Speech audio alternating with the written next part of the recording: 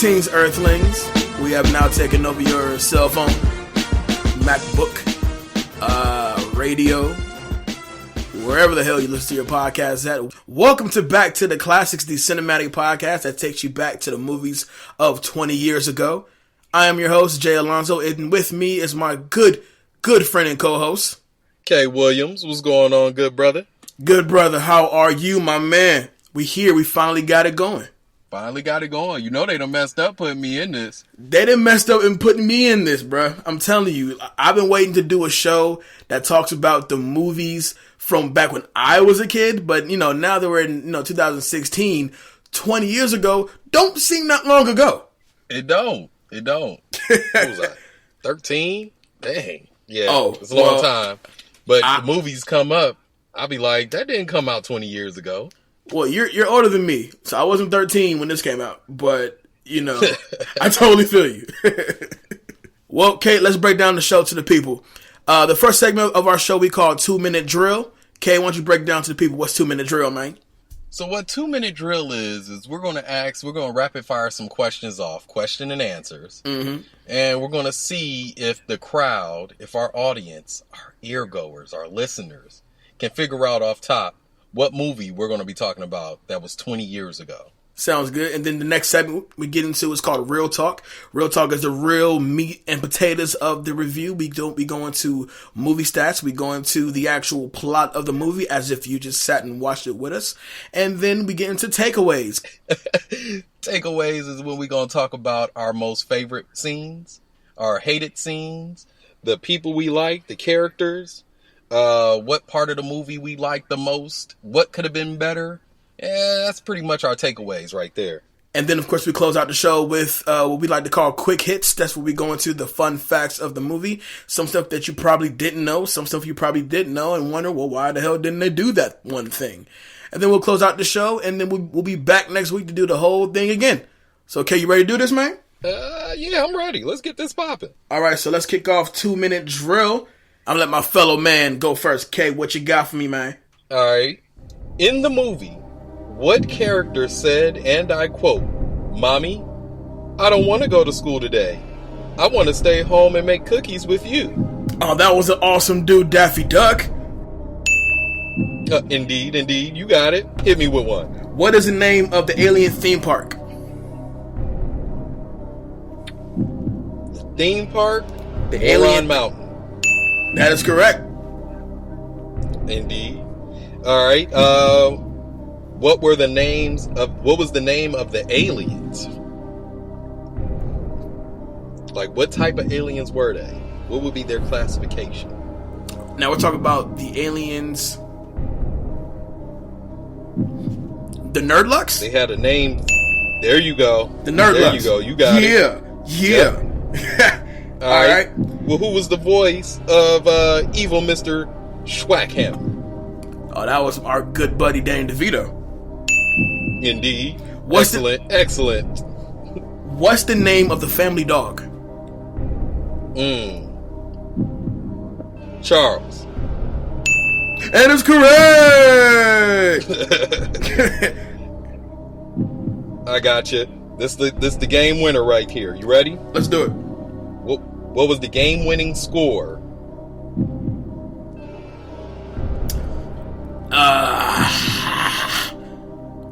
80 to 82? 78 to 77. Damn it, man. You was close, though. I'll give you that. You was close. I was close? You was close. All right, good.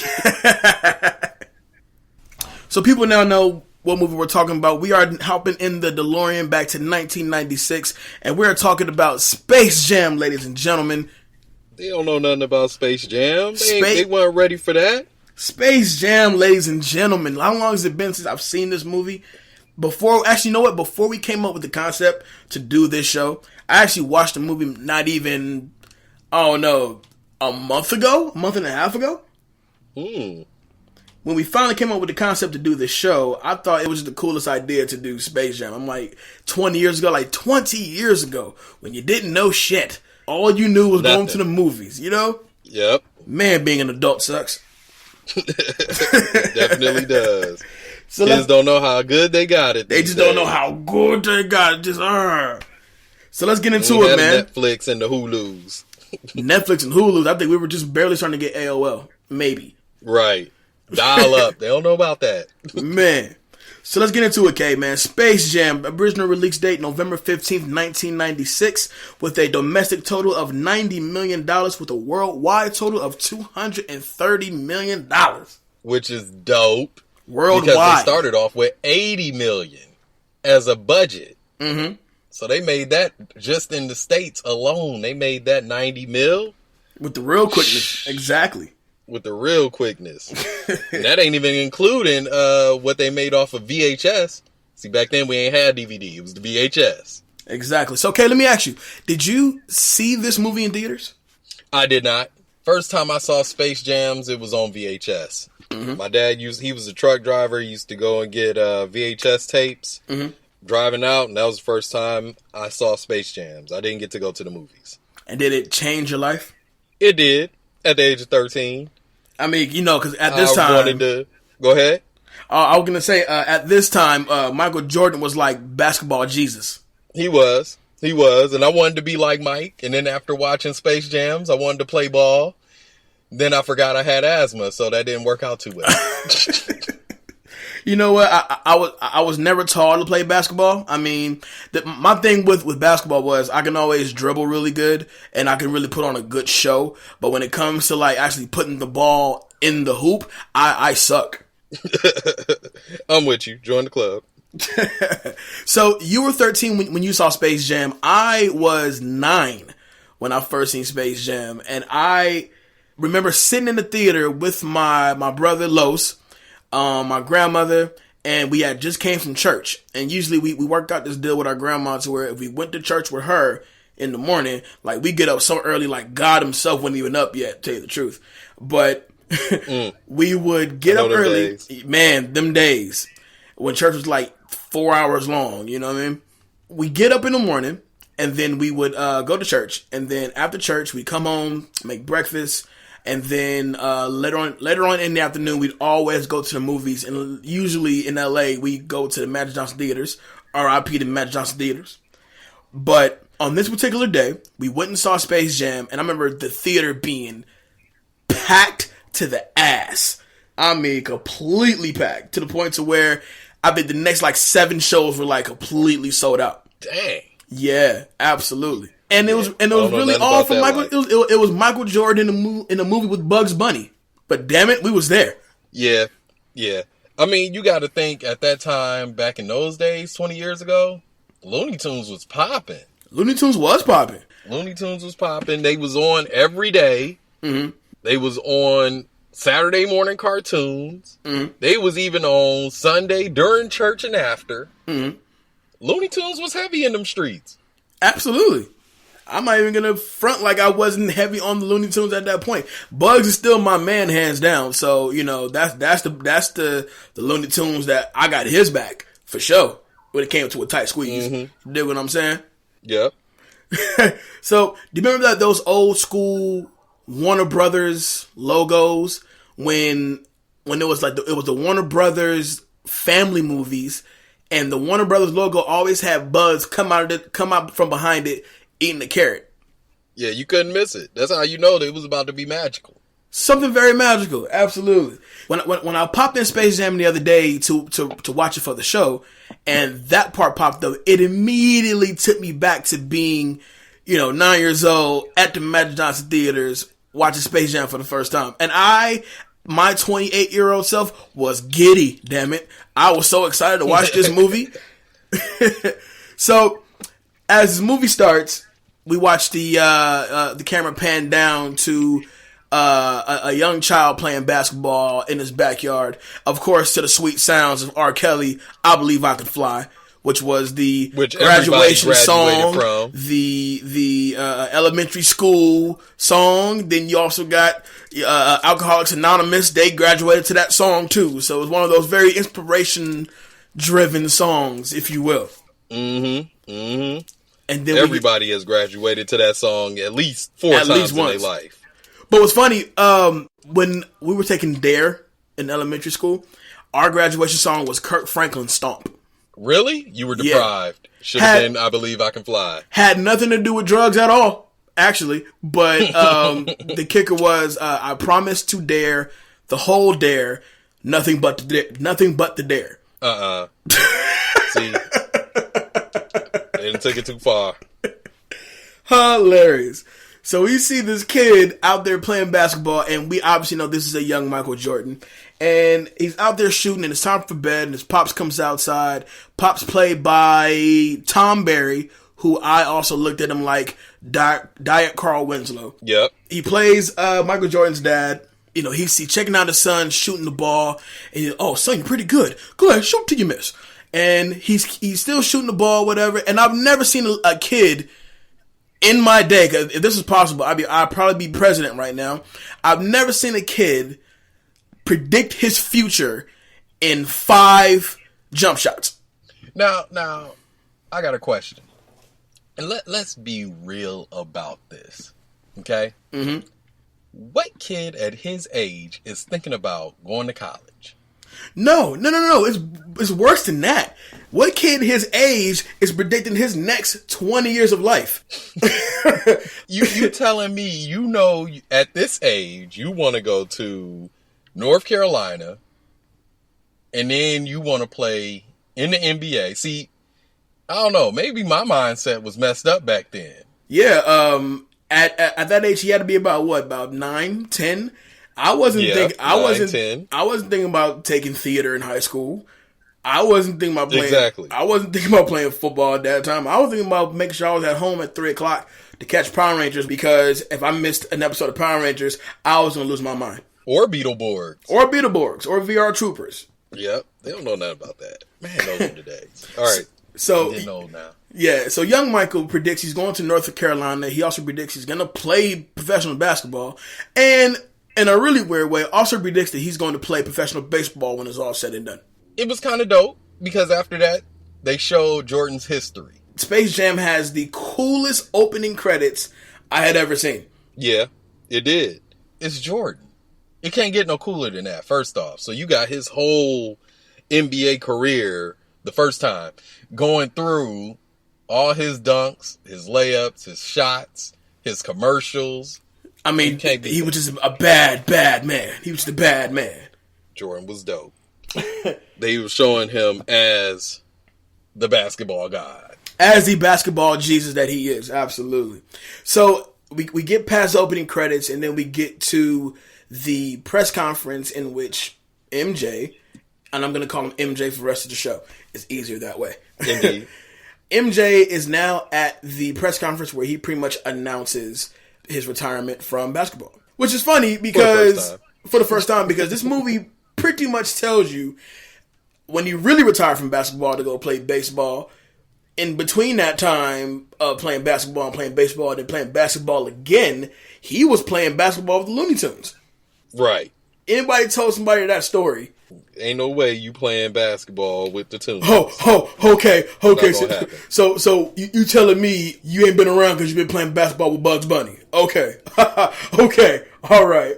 Something wrong with that nigga, man. I don't know. Yeah. Don't give him no more of that stuff. So we are at Moron Mountain. Mm-hmm. And here's where the first time we see the Nerdlucks running a theme park off of this planet. Kind of dope. You know, the way they set up the theme park, because you're seeing all the rides that are decrepit. You're seeing people leaving. Mm-hmm. You see a big ride that has people on rockets. And you see lightning coming out of Mr. Schwackhammer, again played by Danny DeVito.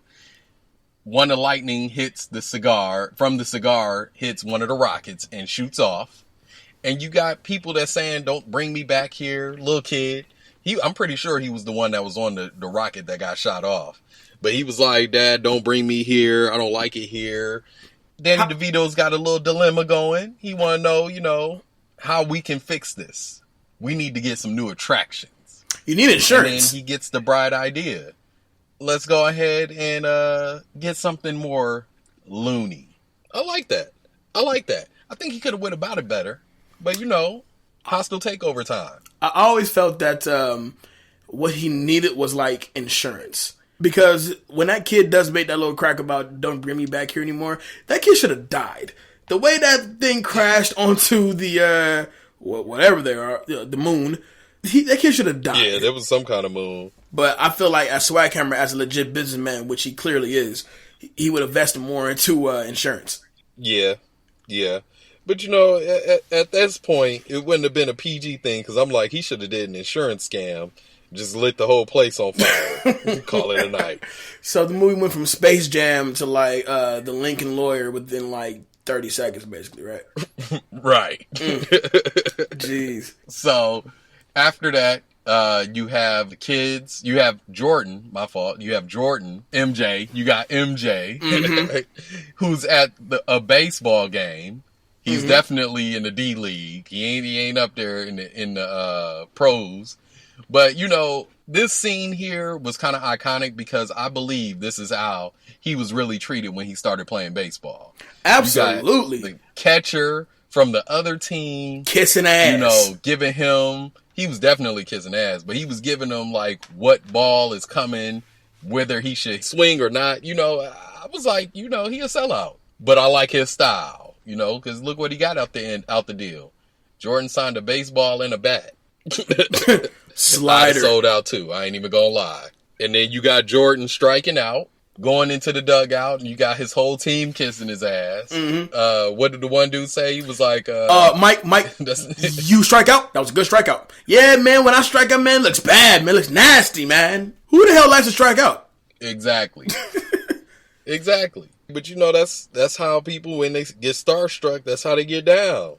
They kiss ass. Let me tell you, if I'd have saw Taraji P. Henson, I'd have kissed ass. Taraji P? Taraji P. I'd have kissed ass. I'd have been like, so you need your shoe signed? Sure. Absolutely. So this is when we meet Stan Podolite, played by Wayne Knight. Hello, Newman, who shows up out of nowhere to pretty much portray his assistant, if you will, right? Yeah, his personal assistant, you know, driving him places, making sure he got all his gear. Wayne was definitely a personal assistant for MJ. And so as they're talking it over, they see a spaceship of some sort, because this is totally normal, by the way, wherever they are. They see the spaceship fly over the baseball field and into the ground. Did you ever notice that as they're going into the ground, the name of the grocery store is called the Piggly Wiggly? Yeah. I've seen a Piggly Wiggly down in Memphis. Shout out to Memphis and a Piggly Wiggly grocery store. It sounds like the Piggly Wiggly has excellent bacon selections. I would hope so. I mean, it seemed like their pork game is on 10, because if you can't get good ham at the Piggly Wiggly, well then you just lost. Right. You need to go somewhere else, because Piggly Wiggly sound like they got all the good stuff. The fat back, the good bacon, the hog maw. Sausages. The sausages. Sound like Piggly Wiggly sound like they be cutting it up inside the store. The Piggly Wiggly sound like a place where, they have like Earth, Wind, and Fire, September, kind of like on repeat. It makes you feel good to go shop. It makes you feel good to go shop and really enjoy your selection as you go shop. Right. So we're on Looney Tunes land, and we get to what we know and love as Looney Tunes. We got Bugs Bunny getting chased down by Elmer Fudd. Elmer Fudd and all his gun-toting ways is on Bugs' ass like a typical gun-toting glory, boy.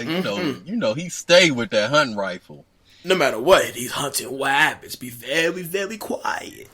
Exactly. Nobody ever thought to write him in like a good speech coach.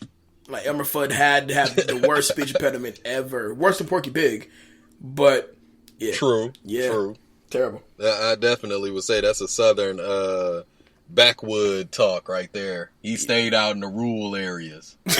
A lot of Trump folks in the room. Shots fired. Shots fired. So we back on Earth, and I kind of like this scene because Jordan first pulling up with Wayne, his assistant, who's known as Stan in the movie. So Stan's dropping off MJ at the crib after sucking in baseball. You got the kids coming home And he's down because one of his kids, I believe it was Marcus, wasn't it? Marcus was the one that was sad. Yeah, because he himself sucked at baseball. Because he right? sucked at baseball, exactly. They watching Sports Center on ESPN, and they talking about how Jordan sucks. He need to stick to basketball. Baseball ain't his game. That was Jim Rome, by the way. Made the son feel a little good. But it kind of made the son feel good because he was like, "Damn, I suck. You suck. Hey, we suck together. Why don't you feel as bad as I do? Come on, son. You know what I mean? We're gonna suck. We're gonna suck as a team. Okay? Exactly. You got the Nerdlucks back in Looney Tune land. They done landed on Elmer, and they looking for Bugs Bunny. You know, Bugs does his original. You know, the Nerdlucks was like, "Hey, we're looking for Bugs Bunny," and Bugs was like, "They're not too smart, are they?"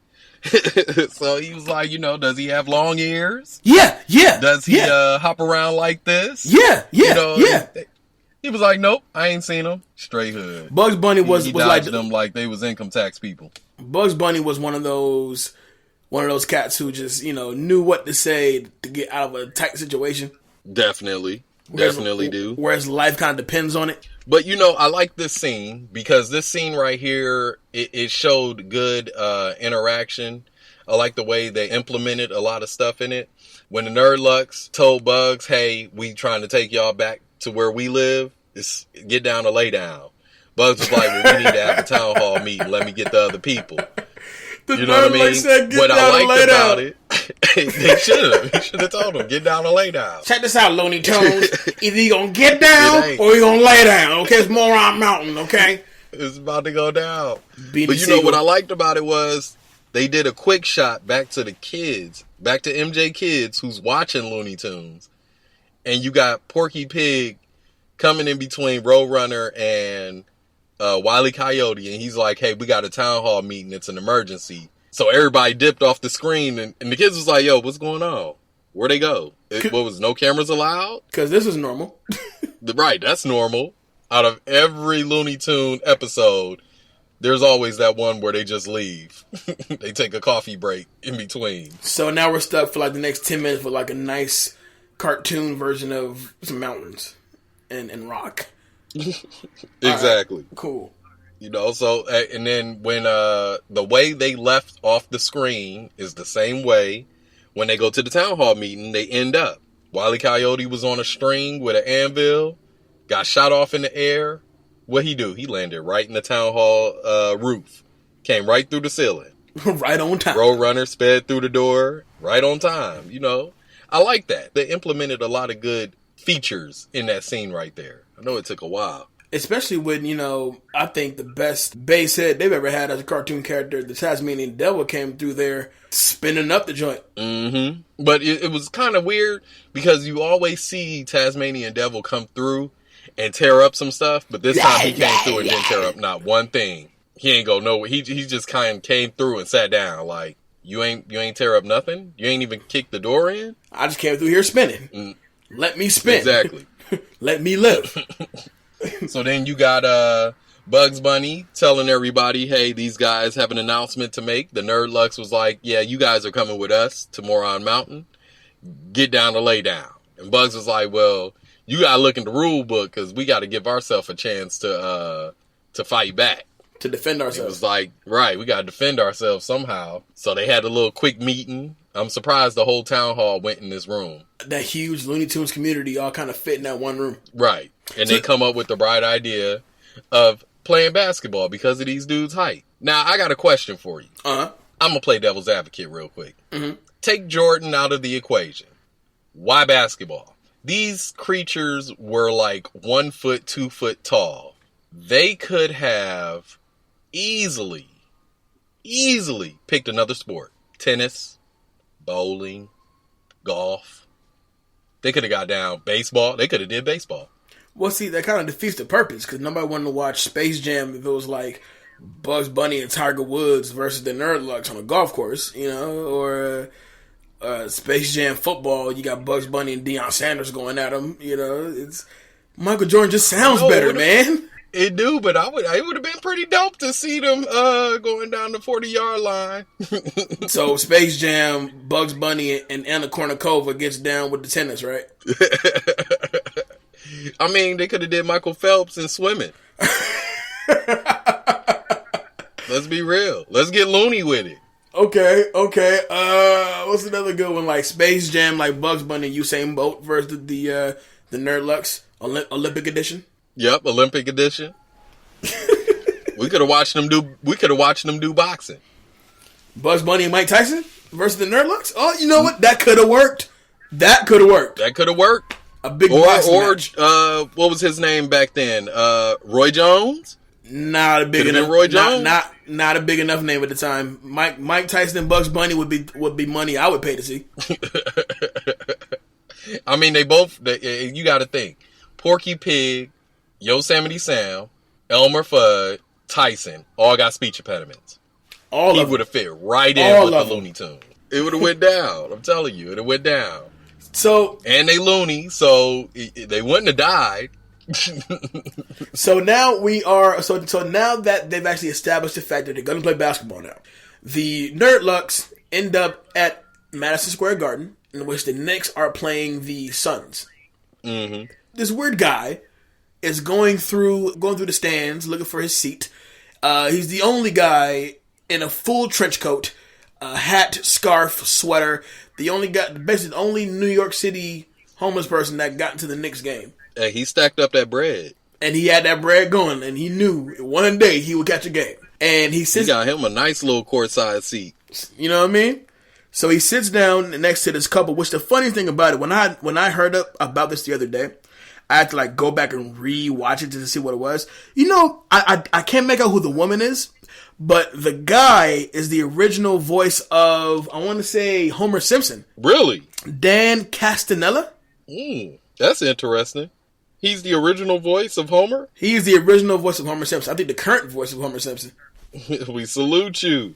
So, as this guy is doing weird things in his coat, making the wife extremely uncomfortable, they see Charles Barkley, they see Patrick Ewing, and they're out there balling it up, and they decide to go for that guy. So, as people are sitting there and the wife's freaking out, this body that's sitting next to the wife begins to deflate. And nobody around them says anything? This is not a Cirque du Soleil trick. This is a random Joe sitting next to me that just deflated. And so they melt down to like this pink goo. And manage to, on live TV, shoot up into Charles Barkley's nose, making him do a little break dance. And now all of a sudden, he can't play basketball anymore. First off, let's stop right there. Mm-hmm. All right, so Dan's partner in crime in this show, in this scene, is Patricia Heaton. Patricia Heaton. She was the female. Mm-hmm. She was the female. And everybody would know her from, like, Everybody Loves Raymond. Right. Now, Patricia held that role down. Because she looked at Dan and was like, so you couldn't get us better seats this year? He was like, look, I got what I got, all right? Leave me alone. I'm trying to watch the game. And she was like, it's this dude next to me doing something weird in his jacket. Come on, man. The guy, Dan didn't even look over. Because the Knicks getting their ass didn't even look over. Right. My thing is, she didn't see the goo slide out of his jacket. No. She watched a body deflate. She just watched the body deflate and was just like, maybe I'm drunk. And then, not to mention, the same issue that happened to Charles Barkley, which they're going to later on dismiss it as a virus, but also affects Patrick Ewing, Larry Johnson, Muggsy Bogues, and Sean Bradley, right? For shame. That's everybody. Okay. So now we get to the scene, which is, I think, delivers probably one of the most clever lines, the most clever power moves I'd ever seen in a movie. Like, this is literally product placement without product, in which Stan comes into MJ's hotel room and delivers what I believe is the most clever product placement line without product I've ever seen in my life. He literally says, "Come on, Michael, it's game time. Slip on your Hanes, lace up your Nikes, take your Wheaties and your Gatorade, and we'll grab a Big Mac on the way to the ballpark." He named every endorsement MJ had at that time. Dope. If that ain't clever, I don't know what is, damn it. All right, so now we're back in Looney Tune land. The Nerdlux know we're going to play basketball. So they go to where the Looney Tunes are playing on the court. And they was like, y'all ready to It's time to get off the court. You know, these aliens need to practice. They pull out the magic glowing ball. They all touch the ball, and everybody gets a towel. Then you have the Looney Tunes, who out the blue start giving them their names for the game. They're monstrous. They're stars. They're monsters. You know, I was like, that's kind of dope. Y'all gave them their villain name. I'll roll with it. My boy Sylvester. Then you got the Shaggy. Yeah, then you got the Shaggy of the Nerd Lux, the blue one, who pulls his Shaggy move on Porky Pig. Hey, little pig. He leans over and goes, "Hey, little pig." Boo. First off, let's stop right there, because I had an issue. Mm-hmm. Porky Pig ain't never wore a pair of pants in his life. He never wore pants ever. And then when he does pee, it's like a little like a little penny or something hitting the bottom of a can. All you hear is a tingle. just a little tinkle. That's it. The Toon Squad is like, man, we got these dudes is huge. These dudes didn't even practice. That was my thing. They were just big and equipped. Grew and shook y'all. They were big and equipped. So, exactly. Big and equipped. And they was like, you know what? We're going to have to get somebody on their level. So they got the bright idea to go ahead and get MJ. See, I almost called him Jordan. See? But we're going to call him MJ for the sake of the show. For the sake of the show, this man's name is MJ. So now... My thing is, they could have got Prince. Prince was good with the handles. If they got Dave Chappelle as Prince for Space Jam, and he got Prince and Bugs Bunny, this would be my favorite movie ever. Yeah. Dope. It'd have been dope. So now we're back on Earth. We're back on Earth, and we have Michael Jordan playing golf with Larry Bird and Bill Murray. Now, it may sound like an odd pairing of people to be playing golf with, but I feel like this really does happen in real life. I feel like Jordan and Bird get together on Sundays.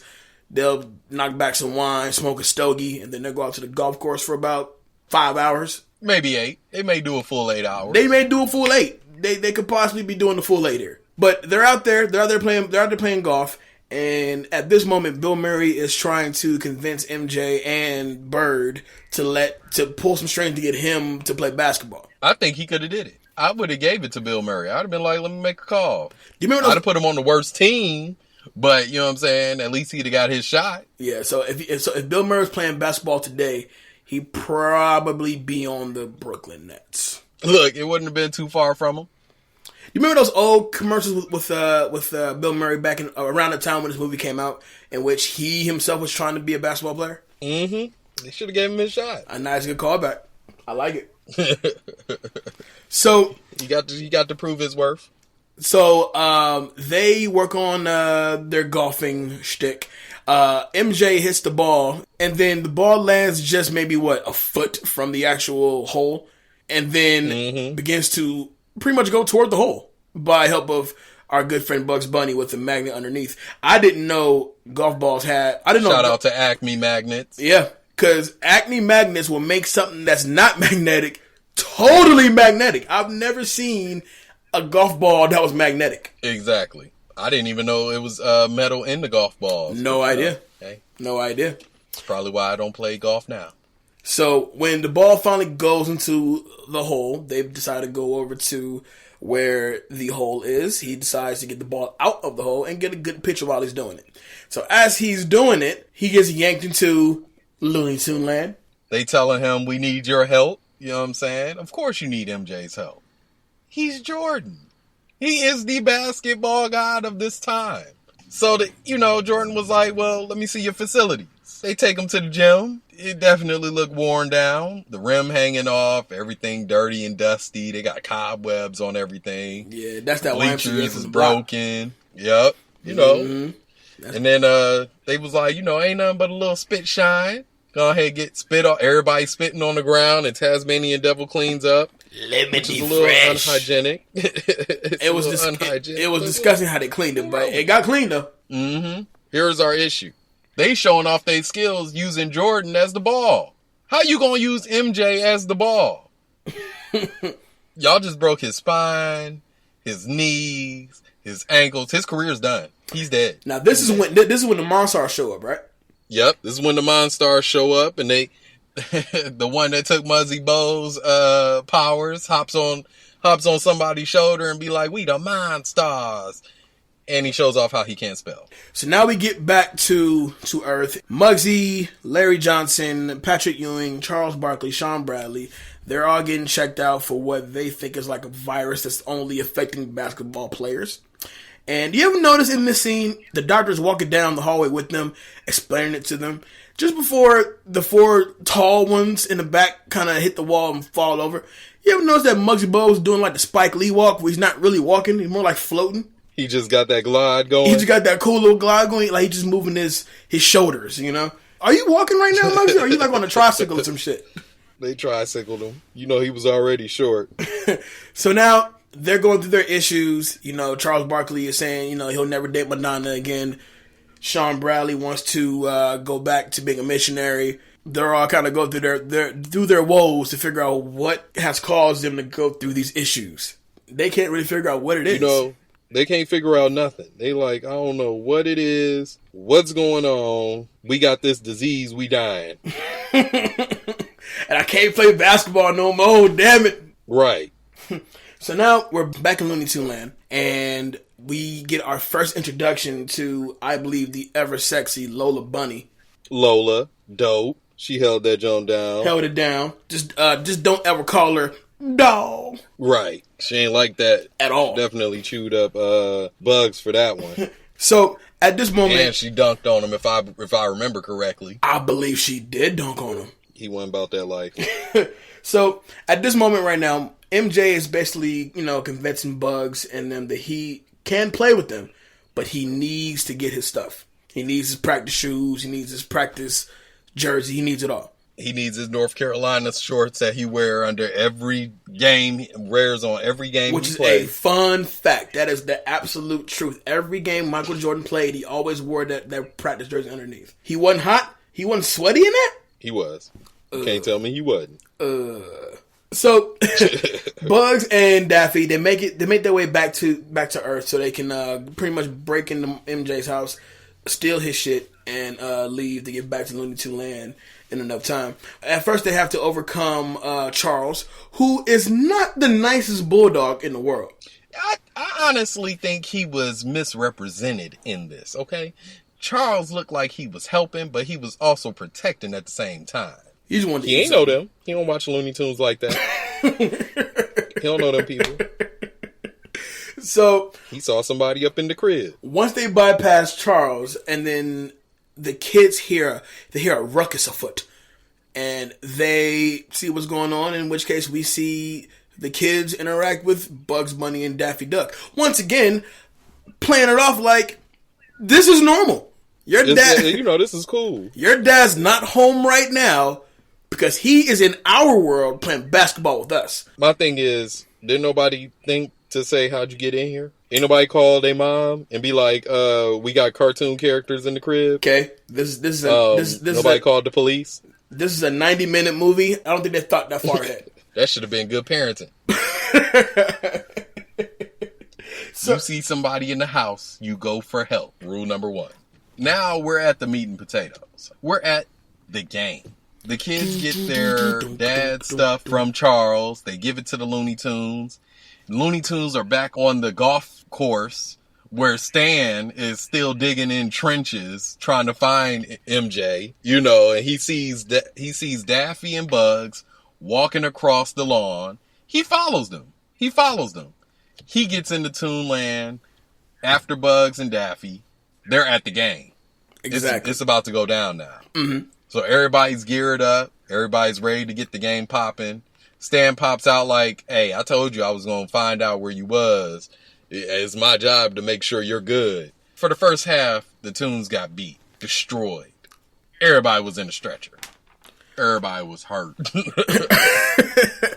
Yeah, it didn't make no sense. Now, correct me if I'm wrong. Well, I believe we actually passed the part because remember back on Earth, the NBA commissioner decided that he was going to cancel all basketball games due to this virus, and so therefore the Lakers refused to get dressed in the gym. In the locker room, they was like, "Nah, we ain't going in the locker room. We gonna get dressed out here in the hallway." And Divock literally says, "Yeah, man, it could be Invasions of the Body Snatchers, man. Which technically that's what it was. It was. Looney Tunes was body snatching people. No, the Nerd Lux was body snatching folks. Nothing to do with Bugs in them. Don't you incriminate them, then they do nothing wrong.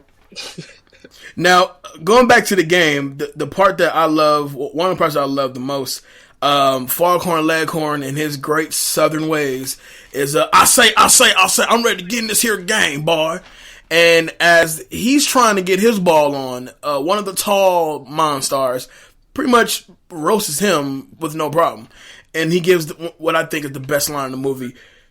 Did you order original or extra crispy? Hey, you know, when he hit that moment, it made you think of getting some KFC.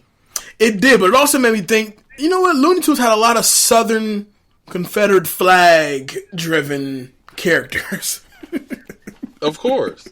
A lot of backwood people. Between Foghorn Leghorn, between Foghorn Leghorn and Yosemite Sam and Elmer Fudd, the evidence presents itself. Yeah. And then I also love that. Go ahead. I was just going to say, I think Foghorn Leghorn should have had more playtime. I think he did all right. I think the granny should have got more time in, even though she's only a cheerleader, but she could have got a 3 out the way. I love the halftime score. It goes to Monstars.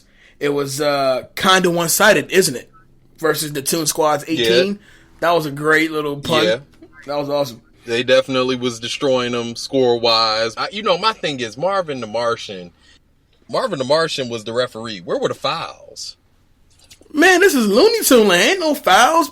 Are you listen, if you cut to the bench and you got people in incubators, you got people on life support, people can't move, black guys all over the place, there's no fouls in Looney Tune land, man. It could have been. Now in the locker room in which the Toon Squad just feel broken, they feel beaten down, and MJ's trying to give them his best Al Pacino on any given Sunday pump talk. He tried. Right, he tried. It didn't really work out too well. And I think it showed great teamwork, great leadership on Bugs. Bugs filled up a water jug and was like, hey, Jordan, stop hogging all the good stuff. Share. He was like, I didn't think you guys really needed it. And he pulls out what? The water bottle that says... Secret stuff. Michael Jordan's secret stuff. And after that, I'm telling you, after they drank the secret stuff... Which is water. It went down. Foghorn Leghorn riding in the whip, throwing bombs. You got Elmer Fudd and Yosemite Sam in their Pulp Fiction outfit popping off shots. Mm-hmm. I mean, it went down. It went down in a crazy way. They ended up catching up. And they managed to make their way back to 68-62. Dang. That's a long way from 18. 18 at the half. We get to the Monstars locker room in which Swag Camera's pretty pissed. Why did you get this guy? The Nerd Lux gave a good answer. He wasn't a ball player. Yeah. It was like he's a baseball player. At this point, we're now back out there in which I believe Michael Jordan gives the corniest line, which could be in my takeaways. As Swag Camera's talking about MJ goes, hey, you want a piece of me? Come and get it. But his facial expression never changes. He is just stone cold. Hey, you want a piece of me? Come and get it. It wasn't fluent. He tried. So in which case, he tried. In which case, Swag Camera makes a deal with him. No, correction. MJ makes a deal with Swag Camera saying, if they win, you gotta give my guys back their talent. If you win, you get me. So, which was stupid. Of course. It was stupid on Jordan. But it was MJ should have never even made that an option. But it was more stupid on Swag Camera because he literally told his plan before actually winning the game. He told MJ He was going to be a slave if he lost this game. Going to be sitting there signing until your hands break autograph off after autograph. You'll play the fans and you'll always lose. He had terrible plans for MJ. So MJ was like, let's ball. So they go ball. Scores start getting up close. Now Monstars is winning. It's 77-76. And this scene, I think, shows the newer generation why Jordan was Jordan. Now, is another scene that I forgot as well.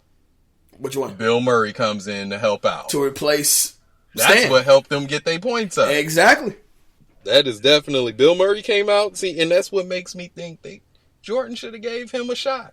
He out there doing no-look passes. He really balling for real. I'm going left, I'm going left, I'm going left. I love Follow me.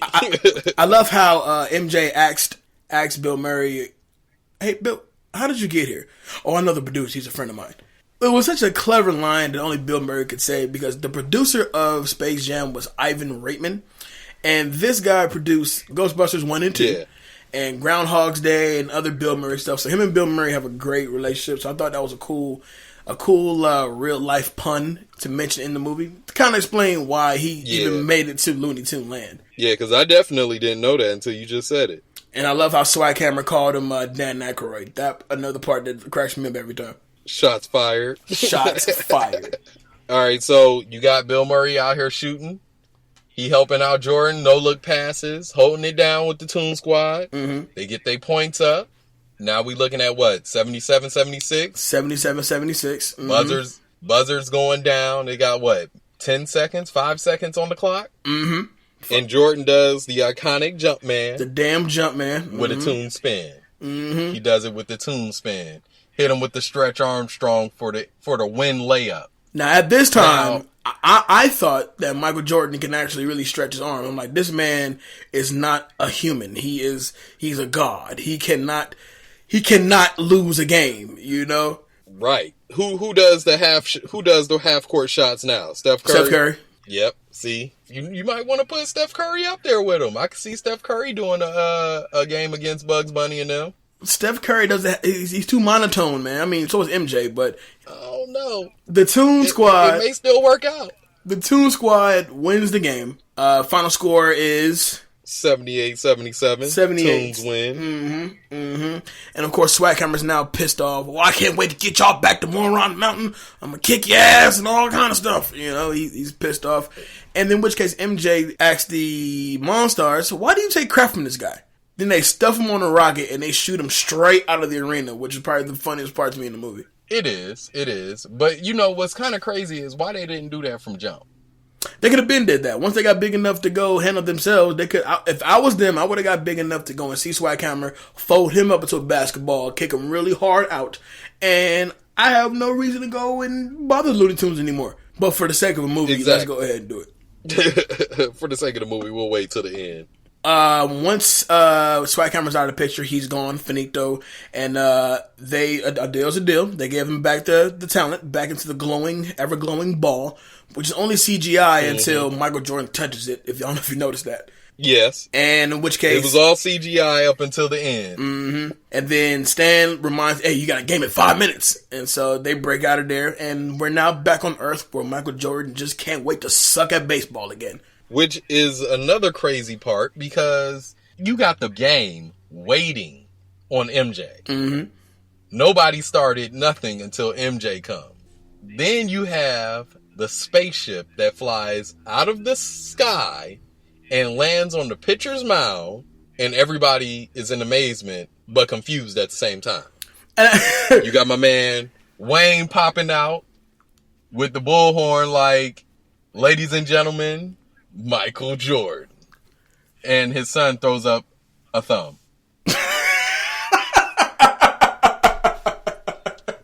With the lovely and gorgeous Teresa Randall sitting next to her. And she's playing Juanita. It's Juanita, right? Juanita, yeah. Juanita Jordan.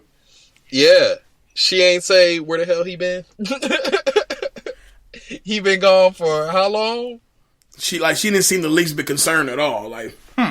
The least bit concerned. We get to the practice gym, or to a gym, where Muggsy Bogues, Charles Barkley, Sean Bradley, Grandmama, and Patrick Ewing are pretty much trying to figure out what they're going to do with this ever-evolving problem they have where they can't play basketball no more. In comes MJ and Stan, and MJ walks in there. You're tired of getting your bucks kicked, huh? He had the corniest line ever.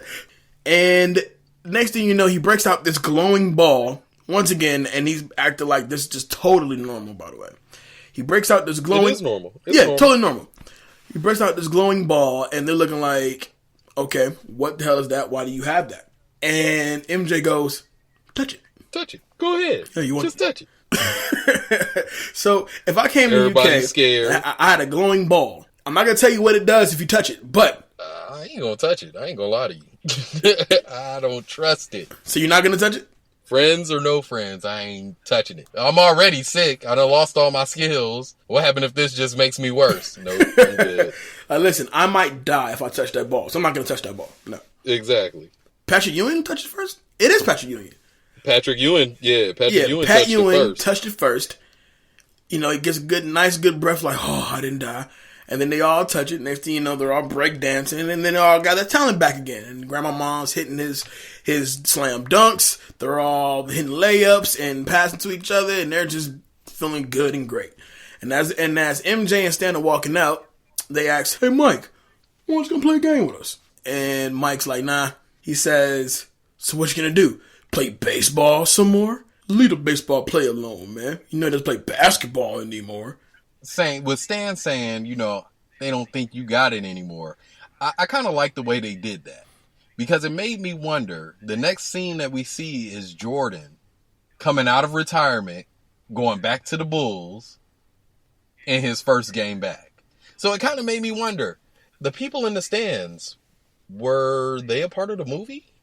Like, was this really his first day going back to the Bulls? Or did they do it just for the movie? That's something I'm definitely questioning, because it looks like a legit NBA setup, so it could be. It do. It looked like they took a clip from when he was joining back the NBA and was like, yeah, we just gonna put this right here in the movie and we done. We ain't got nothing else to do. And let's throw a bow on it, and yes, sir, we got Space Jam. Exactly. And that's it. Now, the movie was dope. That was it. Up until the end. Did you watch what happens after the credits? Remind me. So, at the end of the movie, after all the credits, they did the classic Warner Brothers, where Porky Pig pops up. Daffy came in, and Bugs came in. They all arguing over who's going to say, "That's all, folks." Mm-hmm. Jordan lifts up the screen and says, "Can I go now?" And then they write it in cursive. That's the end. I remember that scene. I was like, that's dope. I remember that. That's dope. I like that. I totally remember that. Oh, that was good. All right, so let's get into takeaways, man. Favorite scene? All right, favorite scene definitely would have to be after the secret stuff. It'd definitely be my Pulp Fiction scene. Elmer Fudd and Yosemite Sam busting off shots because they just looked gangster. They had the hair slicked back. Elmer had the shine on the head. They both had the black suits with the glasses. Yeah, that's definitely my favorite scene. That's funny because I thought my favorite scene would have been your favorite scene. Because my favorite scene now, I already rewatched the movie like 3 times now, is Daffy Duck is trying on modeling different jerseys for the team. And he comes across the... And he ends up with the Dennis Rodman. Yeah, man. The green hair. Exactly. But he was hitting it though. But with you being a Sigma, I would only imagine that you pick up on the fact that he had the because Michael Jordan is a what you mean? Q, right? Yeah, he a Q. Oh, so that's purple and gold. His would have been purple and gold. Purple and gold. Mm-hmm. There we go. Yeah, that's for all you fraternity heads out there. I'm not in the frat at all. Yeah, he definitely. I like the way they threw that in there. But Pulp Fiction, man, that's a classic movie. I know. And what I liked about it is kids wouldn't know that. It was definitely for the adults going. That was an adult joke for sure. That only the adults would picked up on. Oh, and they hit him with the music too. I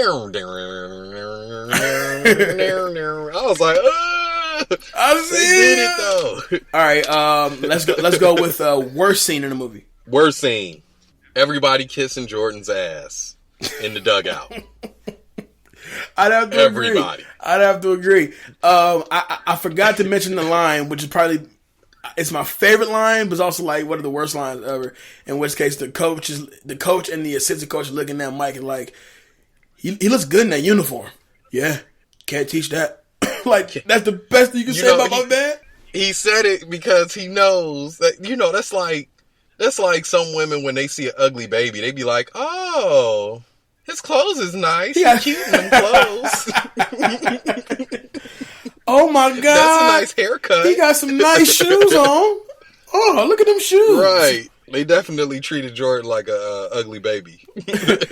Man. All right. That's one of my least favorite though. The dugout scene where everybody kissing his ass. The sellout catcher. Least favorite. Favorite character. Favorite character. As a tune, I'd have to say Lola. Because Lola held it down. Mm-hmm. As a human, it'd be Bill. Bill Murray kept the glue. He was the glue to that. He kept all the jokes going. He was the clutch player in this game. He was definitely the clutch player in this game.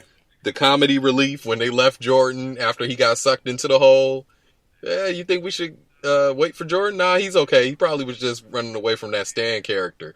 Like, Bill Murray kept the jokes rolling. Okay, worst character. Ooh, Larry Bird. Because he was just as monotone as Jordan was. Okay, I see you. Favorite character for me is going to have to be... I'm going to go with the son. Because can't nobody do a thumbs up like that kid could do a thumbs up. Very energetic thumbs up. That was up. awesome. Like, yeah, Dad, yeah. Worst character. Especially hopping off a spaceship. Yeah. Worst character. I'm going to have to give it to Charles, the family bulldog. I felt like he kind of slowed down the process. I get it. You're protecting the home and your master's not there. But listen, this isn't normal. Eat, drink your water, go to bed, dog. And let Bugs and Daffy do what they got to go do. I don't know. First off, I think his name should have been Charlie instead of Charles. That's just me. I'm just going to put that out there. All right, so let me ask you this. So now we're at 20 years of Space Jam. Does it still hold up today? I think this movie still holds up today. Because it still shows, I mean, with it being definitely a classic, this movie definitely still holds up to a standard on multiple levels. It shows how great the NBA players were 20 years ago compared to the players now. It shows how good and how much quality was in the cartoons that we watched as a kid compared to what's being shown now. The life lessons that are being learned and taught through the cartoons. I mean, this movie will never diminish. And I think it holds a good standard of what should be created now. Like, we should go back to watching cartoons of this quality, movies of this quality. I feel that Space Jam definitely holds up. Even as a grown man with a daughter of his own, actually the second time I watched the movie, I watched it with my kid. And it was our very first time watching it. And it was fun to see her just overly amazed at the fact like this was an actual thing, you know? And you're right, we live in a day and age to where, you know, our kids are watching Phineas and Ferb and Uncle Grandpa and that type of stuff. Right, a whole bunch of garbage. So as a movie, and especially like, you know, this wasn't the first movie of its kind, you know, with Who Framed Roger Rabbit and Cool World and movies like that. It definitely wasn't the first time we got a cartoon blended in with the live action world, but this was Michael Jordan. Like I said at that time, was Basketball Jesus, and Bugs Bunny and the Looney Tunes Squad, who are iconic cartoon characters, and the idea started from an old Nike ad. And, and 20 years later, we have the iconic film that I feel kids should watch, you know, and it still holds up. 1996 wasn't that long ago. Yeah. I mean, this is definitely something that I would like to watch again. Now being older, I put it in rotation. Yeah. You know, I throw it on. I can see the 2, 3, 4-year-olds watching it because it's got cartoon characters in it. I can see the 7, 8, 9-year-olds watching it because of Jordan. It definitely will hold up. Hit me with those quick hits. What you got? Okay. I know you got something good. So we already knew that Michael Jordan actually wore his college basketball shorts under his Chicago Bulls uniform every game as a good luck charm. We knew that. Right. All right. What we didn't know, to keep Michael Jordan happy while filming, Warner Brothers built him his own basketball court. Yep, didn't know that. Wonder if that was a part of his rider. You think it was part of his rider? It could be. Could be. I mean, I could see that, with him at this time going back into the NBA, he got to make sure he good on them skills. I can see that being a part of his rider. Okay. The movie pokes some subtle jabs at Disney and ironically would first air on network TV as part of ABC's Wonderful World of Disney. Do you remember that? Wonderful World of Disney? The Wonderful World of Disney. Does that still come on? No, that's been done. Mm. That was back when we were getting Smart House. Yeah, I remember it, but I don't remember it like in depth. But I remember when it used to come on. Now, here's something you probably didn't know. I didn't know that. Here's something you probably didn't know. There was originally going to be a scene in the movie featuring MC Scat Cat and the Stray Mob, a animated hip-hop group who worked with Paula Abdul on some of her music videos, but was completely cut out of the script. Do you remember MC Scat Cat? Yeah. And the Stray Mob? Don't remember him. No? Nope. No? I might know him off the music, but not offhand. No, I couldn't tell you a single song they even remotely made. Yeah, I couldn't tell you that offhand. All right, after the big game, That cat. After the big game, Michael returns the talent to the pros they were stolen from. In that scene, Muggsy says the glowing ball that contains the talent looks something out of Star Trek. Ironically, Star Trek First Concept was also released that same week. Are you a Star Trek fan? I am. My mom was a Trekkie. I became a Trekkie. Nerd. Indeed, I am. I'm not going to deny it. Can't deny it. I'm a nerd. And we got one more good one. Here we go. The film has a video game under the same title. It was a watered-down NBA Jam clone that featured Jordan and the Toon Squad versus the Monster Aliens. I remember that game. Me and Los played that game. I don't remember the game. You don't remember the Space Jam game? Nerds. What? Nerds. Nope. I don't remember. I didn't know they had a game. Let me tell you something. It was probably before I was a gamer, though. A basketball playing nerd versus a Trekkie nerd is two different versions of nerd.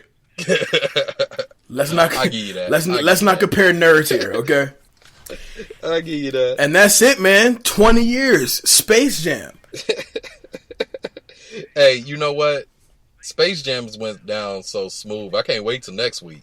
Next week. What's next week? What are we doing next week? Arnold classic for the holidays with Jingle All the Way, man. It was a good movie. Arnold Schwarzenegger, Sinbad. You know, that's got to get ready for the holidays, man. So what we should do, we're going to have next week's show up just in time for people to stand in line and get ready for Black Friday.